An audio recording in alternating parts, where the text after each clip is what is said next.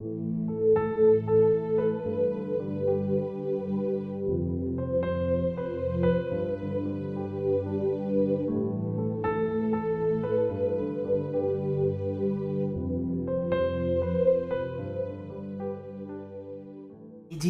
du 8 septembre. Sa bonté nous entoure, car toi, l'Éternel, tu bénis le juste. Comme un bouclier, tu l'environnes de faveur. Psaume 5, le verset 13. Il possédait le plus grand magasin du village. Il était satisfait parce que les choses marchaient à merveille. Il faisait de nombreuses ventes, surtout le samedi, quand les clients venaient des villages voisins. Tout s'était jusqu'alors passé normalement, jusqu'à ce qu'il découvre qu'une usure s'était installée dans leur relation de couple. Une nuit, ils s'assirent pour discuter et furent honnêtes l'un envers l'autre. L'agitation du quotidien à la poursuite de biens matériels les avait fait se perdre l'un l'autre. Le mari demanda conseil à un de ses clients, car il avait remarqué sa vie ordonnée, sa belle maison et sa jolie famille. Cette personne était adventiste du 7e jour et lui dit que son secret était de donner la première place à Dieu en tout. Ce couple décida donc d'aller à l'église et d'étudier la Bible. Connaître l'évangile fut très gratifiant pour eux, car il réactiva leur relation de couple et de famille. Un jour, ils demandèrent le baptême et leur famille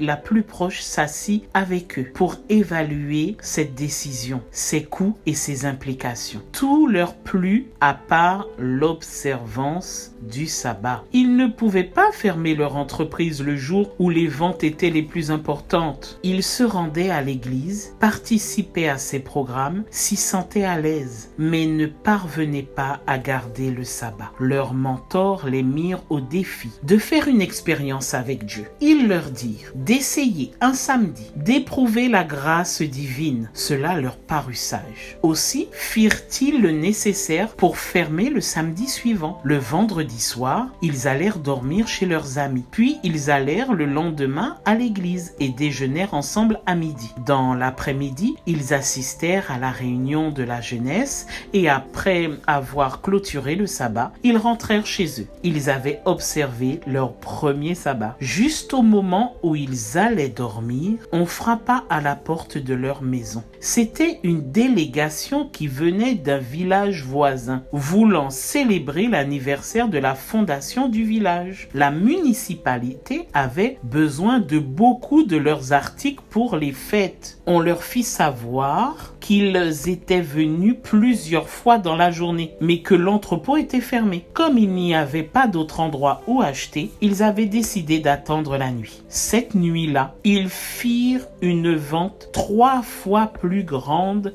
que d'habitude le samedi. Chers jeunes, les promesses de la Bible ne manquent pas. Dieu te dit aujourd'hui, je suis fidèle et je bénis celui qui me reste fidèle. Que Dieu veille sur toi. Je te souhaite une excellente journée et à demain si Dieu veut.